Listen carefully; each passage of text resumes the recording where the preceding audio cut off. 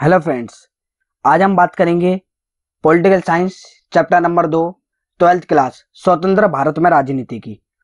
Chapter 2 एक दल के प्रभुत्व का दौर कि एक दल मतलब कांग्रेस की यहाँ पर बात हो रही है, उसका दौर कैसे चला, एक प्रभुत्व मतलब वर्चस्व का दौर कैसे चला, इसके बारे में हम बात करेंगे।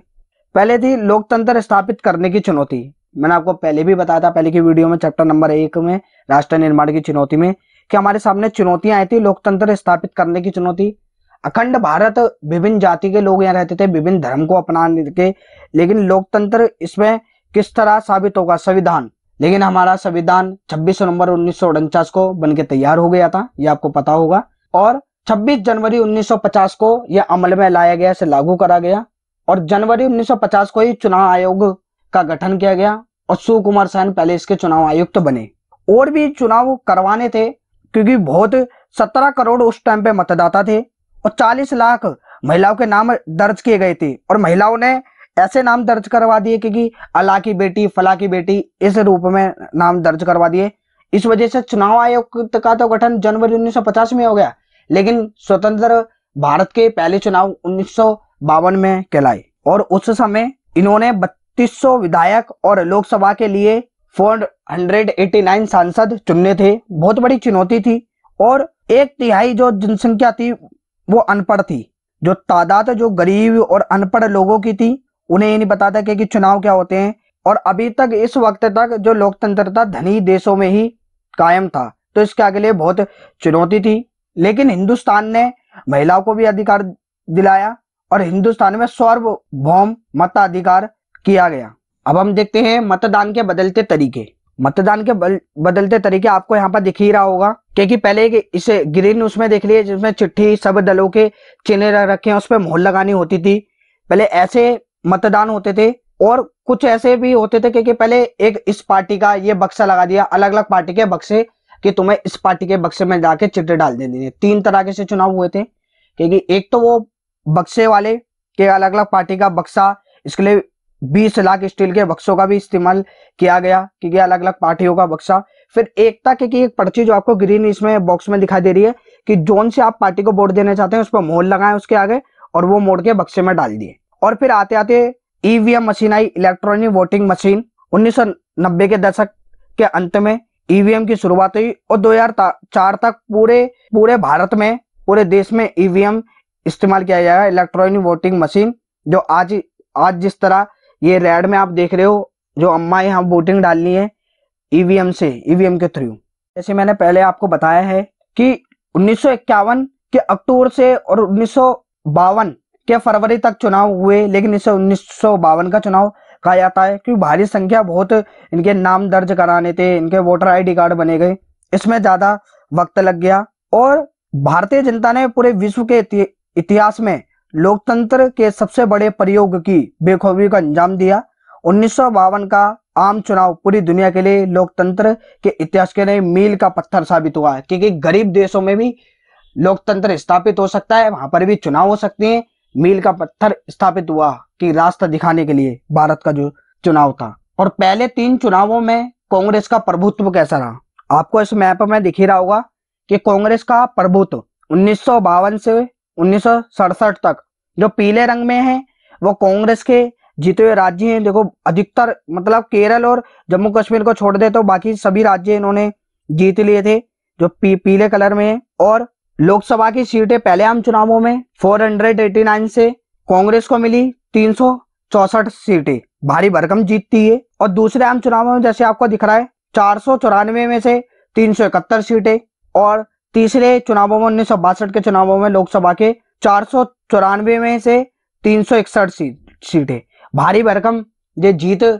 हासिल हुई थी। लेकिन ऐसा नहीं कि और पार्टियां चुनाव नहीं लड़ रही थी। भारतीय कम्युनिस्ट पार्टी तो दूसरे नंबर पे थी, उन्होंने 16 सीटें जीती। भारतीय कम्युनिस्ट पार्टी केरल में 16 सीटें जीती इन्होंने। और केरल में कम्युनिस्ट पार्टी की जीत के बारे में बात करते हैं कि मार्च 1957 में केरल के विधानसभा के चुनाव हुए वहां, और 126 सीटों में से 60 सीटें कम्युनिस्ट पार्टी ने जीती। और वहां के राज्यपाल कम्युनिस्ट पार्टी विधायक के दल के नेता नम्मू दरीपाद को सरकार बनाने का न्योता दिया। लेकिन कांग्रेस इससे नहीं चाहती थी कि वहां पर भी सरकार बने, और सन 1959 में कांग्रेस सरकार ने अनुच्छेद 356 जो आपातकाल का होता है के अंतर्गत कम्युनिस्ट पार्टी को सरकार की वहां की बर्खास्त कर दिया।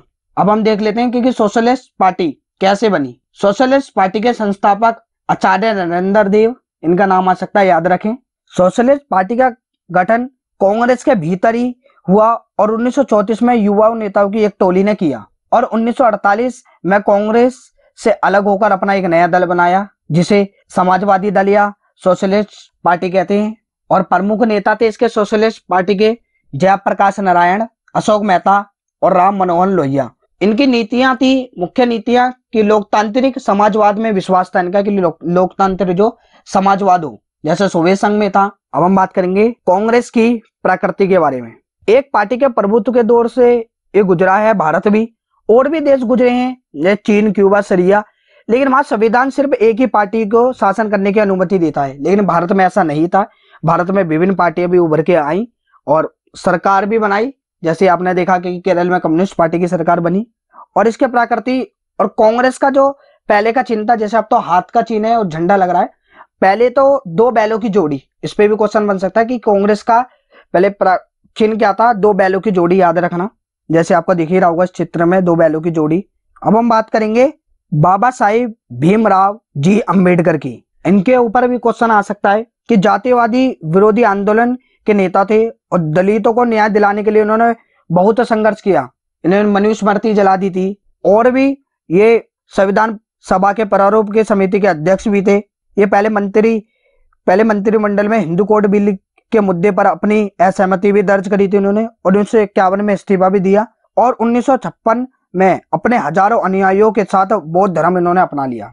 इनके बारे में जरूर पढ़ें, इनके बारे में क्वेश्चन भी आ सकता है। अब हम देखेंगे कांग्रेस एक सामाजिक और विचारात्मक गठबंधन के रूप में, कि कांग्रेस कैसे एक विचारात्मक है और सामाजिक गठबंधन के रूप में। पहले मैं आपको समझा दूं कांग्रेस एक सामाजिक क्या था गठबंधन, कि कांग्रेस के भीतर के लोग, सतरंगे जो लोग थे कांग्रेस के भीतर ही, उसकी पार्टी में ही समाज के गठबंधन के जाति, वर्ग, धर्म, भाषा और अन्य सभी, मतलब सभी की जाति, धर्म, भाषा के लोग कांग्रेस के पार्टी के अंदर थे।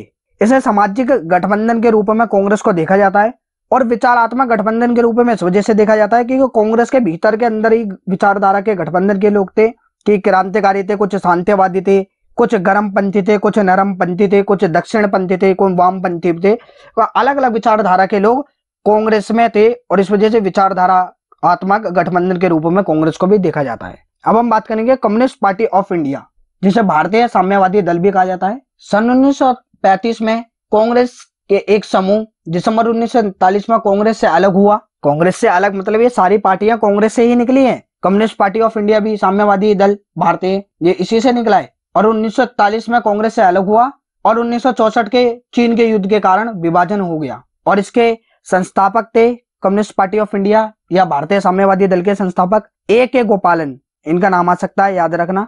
और इसके प्रमुख नेता थे S.A. Dog, P.C. जोशी और नम्मू दरीपाद, अभी केरल में जिसका मैंने आपको नाम बताया था। इनकी मुख्य नीतियां थी कि उत्पादन के संसाधन पर सरकार का नियंत्रण रहेगा, कि जो सारे उत्पादन है सरकार का नियंत्रण रहेगा, और सामाजिक वितरण प्रणाली मजबूत होगी, मजदूर हितों का समर्थन होगा और यूएसए एवं पश्चिमी देशों का विरोध करा जाएगा इन्होंने। क्योंकि साम्यवादी मतलब जो सोवियत संघ की विचारधारा अपना रहे हैं वो ये पार्टी की विचारधारा अपना रही थी, तभी ये पश्चिमी देशों की बुराई के लिए कह रहे हैं, क्योंकि उनका विरोध करने के लिए कह रहे हैं। अब हम बात करेंगे भारतीय संघ की। भारतीय जनसंघ, भारतीय जनसंघ पार्टी सन 1951 में बनी और इसके संस्थापक श्यामा प्रसाद मुखर्जी बने और संस्थापक सदस्यों में से थे दीनदयाल उपाध्याय। ये आरएसएस या स्वयंसेवी संघ, और जो जनसंघ की जो नींव है भारतीय जनसंघ की, वो स्वयंसेवी संघ आरएसएस या हिंदू सभा में भी खोजी जा सकती है। आप इस पार्टी के बारे में पढ़ना, क्वेश्चन आ सकता है। वैसे तो यही आएगा कि भारतीय जनसंघ के संस्थापक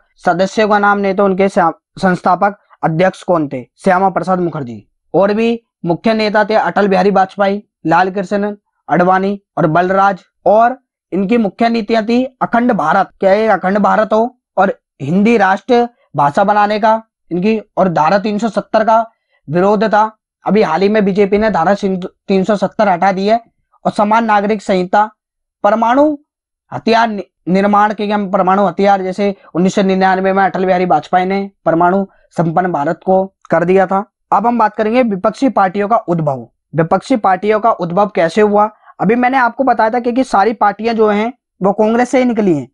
हाँ, 1952 के आम चुनावों में कहीं पहले बन चुकी, कुछ 60-70 के दशक में महत्वपूर्ण पार्टियां और के सामने आई, जैसे जनसंघ, जनता पार्टी, ये जनसंघ का नाम है स्वतंत्र पार्टी, ये सब कांग्रेस से ही निकली हैं। अब हम बात करेंगे स्वतंत्र पार्टी की। इसके संस्थापक अध्यक्ष थे सी राजगोपालाचार्य। इनके बारे में, सी राजगोपालाचार्य के बारे में क्वेश्चन बन सकता है।